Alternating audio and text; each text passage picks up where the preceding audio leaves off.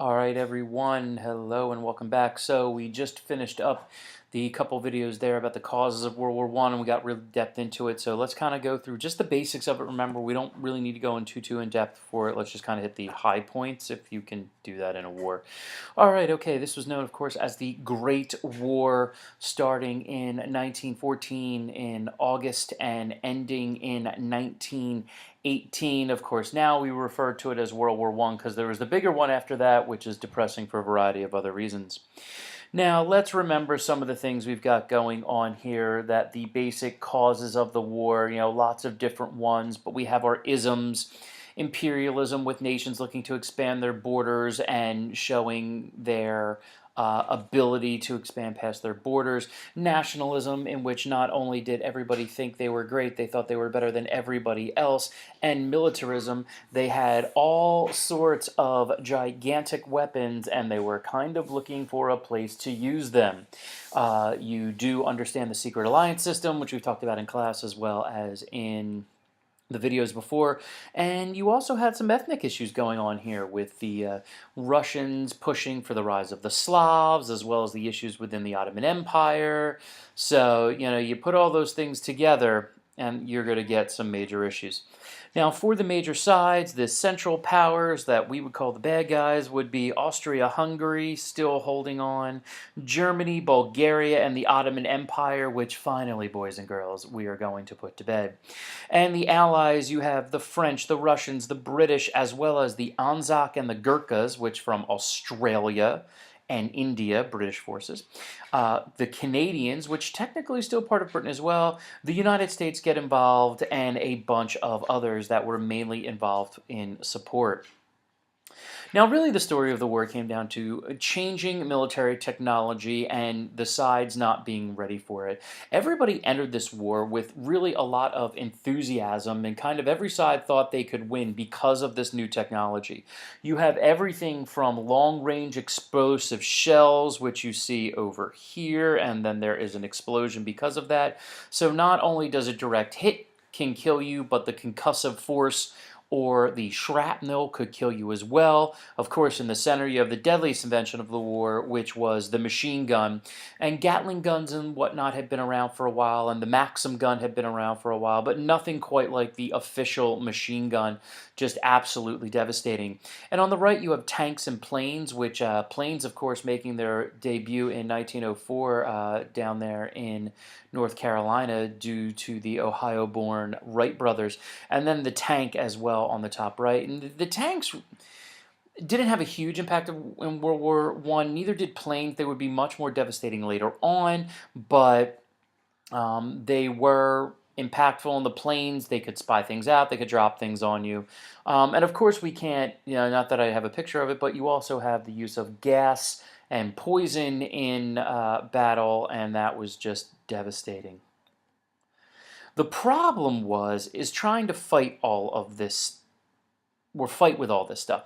You had outdated tactics. People weren't ready for these long-range weapons and these, not only just the shells, but long-range guns and then the machine guns. And so what they end up doing is building trenches. And you see here on the right, basically each side had a series of trenches that everybody would really just hide in. And as you can see here, you would have communication trenches and these long lines of trenches, and back here would be your artillery, and then you would have some dugouts that people could kind of hide in, and often for officers as well. And the soldiers would move back and forth, and the big areas in between, from anywhere here you see 25 yards to up to a mile wide, between the enemy trenches, which is over here if you follow the mouse, and your trenches, would be an area called no man's land. It was typically just this shattered plain full of barbed wire, which really doesn't kill you, but it stops you so you can get shot, and just cratered areas. And it was just awful because the way that they fought is that soldiers would mass up along the edge here, and some guy with a whistle, I'm not even kidding, an actual whistle, would stand up. he would blow his whistle, and then everyone would go over the top and charge the other trench and then promptly die. I'm not going to talk a lot about the battles in World War I because for the most part there weren't a ton. There was some quick movement early on, and then you had these stretches of battle lines that drew from the north to the south in which there would be battles. There were some naval battles as well, but really almost 2.5 years of a 4-year war was a stalemate. Neither side could really push each other back or forth. But it was just horrible. Here, to give you an idea of what it was like, when we started firing, we just had to load and reload, then went down in the hundreds. You didn't have to aim, we just fired at them, a German soldier. And you could see it was just absolutely devastating. And the trenches were awful and disgusting. And just to get an idea, I have a little video here. You can see a number of men. This is a Scottish regiment. You have the Germans. Everybody's off to war. They're all sorts of excited. You can see still using horses and carriages. So, early on it's starting off okay, and we still got some happy guys. But now let's back up here. Let's look. This is the trenches. Just mud and disease, which I'll be talking about in a moment. We all know what standing water typically equals. People are cold and tired. You see the guys here building the ditches, and there's no drainage. Like, there's nothing you can do for that.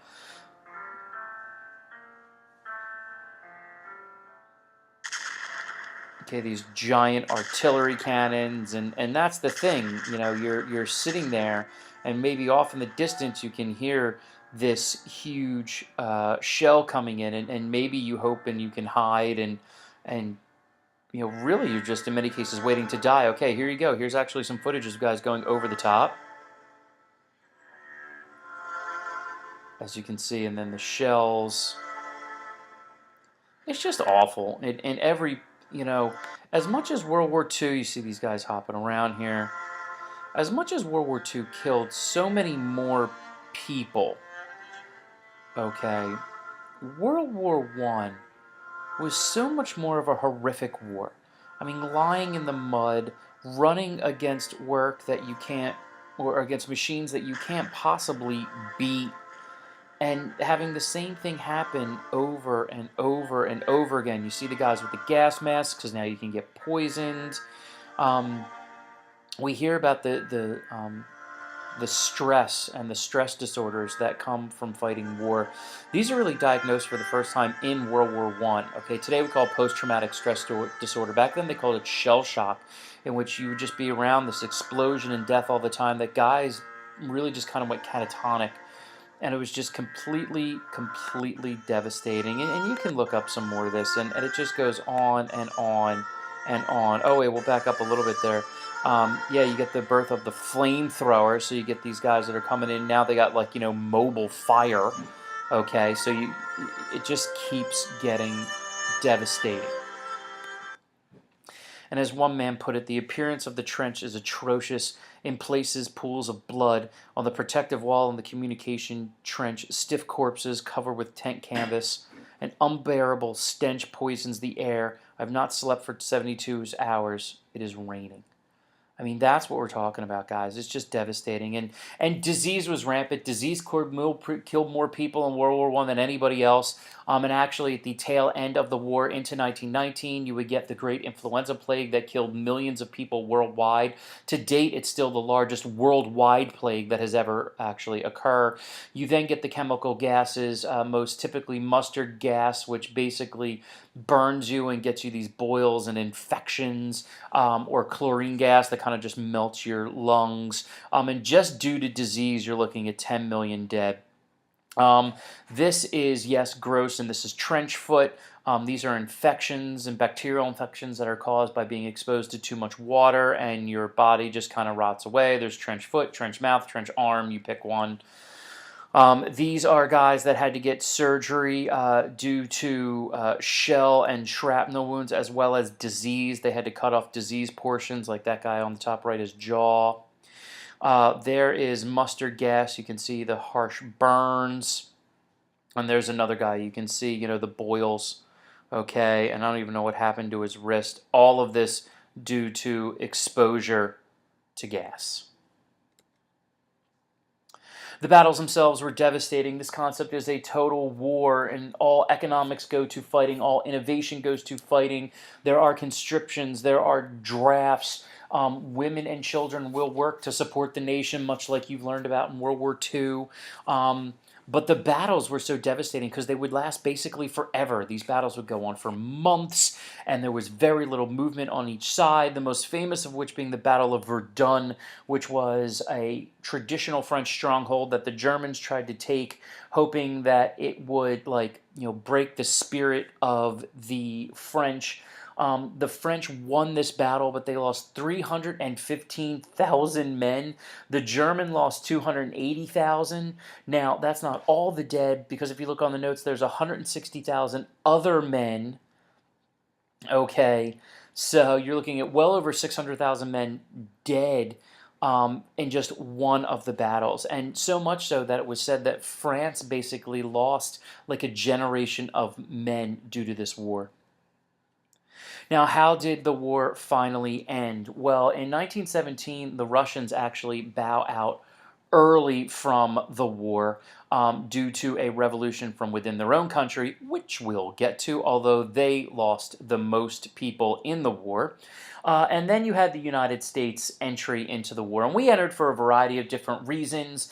There was the Germans subs attacking our ships, which of course you would do because we were supplying the British, much like we would in World War II. There was the infamous Zimmerman Note, in which the Germans were trying to get the Mexicans to go to war with us so we wouldn't go over there, and they would help the Mexicans then get everything back. And then, of course, you've got British propaganda, which was very effectively used throughout the war to make the Germans seem like these awful guys. And in the end, the United States comes in. And that's really the turning point. We come in 1917. The war ends less than a year later with the Ottomans being basically overrun from within, and then the Germans just surrendering. But they were never invaded, which is important to know. Now, after this war, of course, the most infamous thing that actually comes out of it is the Treaty of Versailles, in which Woodrow Wilson comes to international fame with him proposing his famous 14 points and the League of Nations. And we're not going to get into all the 14 points, and Woodrow Wilson had a lot of really great ideas in which to establish a worldwide body that would help to prevent conflict.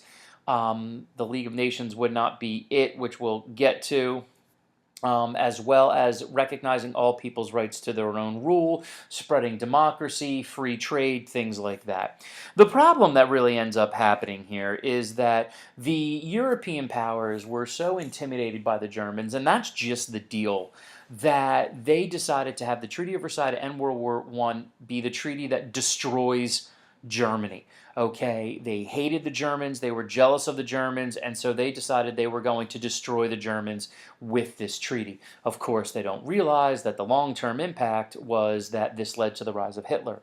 But the reason why it did is because this destroyed the German economy, because it made them pay billions of dollars. The Germans would actually not, according to their debt schedule, would have to pay so much money that they would be in debt to foreign nations from 1919 to 1986. That never really happened.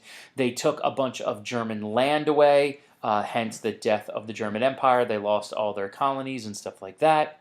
They then made the Germans pay extra coal to the French, which also hurt the German economy. And then they took the German government away. They changed it from a monarchy to a democracy, and not that democracy is worse than a monarchy, but the German monarchy worked and they liked it, and the very first action of the German democracy was to accept the Treaty of Versailles. And if you look at the picture on the right here, you've got Woodrow Wilson, and then you got these guys here, which Italy, France, and Britain, and that's not so good because that means the Germans weren't at the treaty, and we'll get more to it in class, but it's just terrible. And finally, we have a new map of Europe. As you can see here, you actually have Germany, Poland. Ladies and gentlemen, Poland is back, and they are better than ever. They are formed into a country, and then you have the Ukraine, Belarus, all of these countries which the USSR will take in 1945. Bulgaria back, but then we have the breakup of the Ottoman Empire. And the key thing was this guy Kemal Ataturk was able to establish Turkey as a strong central empire for the Turks. The Arab nations would all break away, and there's going to be some issues with them that we'll talk about a little bit later. But places like Syria and Iran and Jordan and Palestine, and that would actually be under control by the British and the French, and that's going to cause a lot of problems later on. But Kemal Ataturk was able to form Turkey into a strong European nation. Now, there are going to be some issues with genocide that we will be talking about in a separate video because it's sad that I have to do a whole video on genocide. But nonetheless, the Ottomans are gone. Turkey would be formed and, like I said, would be a strong nation, but the rest of the empire is gone. And then Austria-Hungary just breaks up. You have Austria-Hungary, Czechoslovakia is formed, and then you have Yugoslavia, which is also formed, which will be its own issues later on. But nonetheless, this is the war that really will kind of redraw the map of Europe. It'll eliminate one power. It'll cause a lot of problems later. But what it really shows is how devastating war can be and what it has changed into on a global scale. All right, make sure you get your comments and your questions, and I will see you guys soon.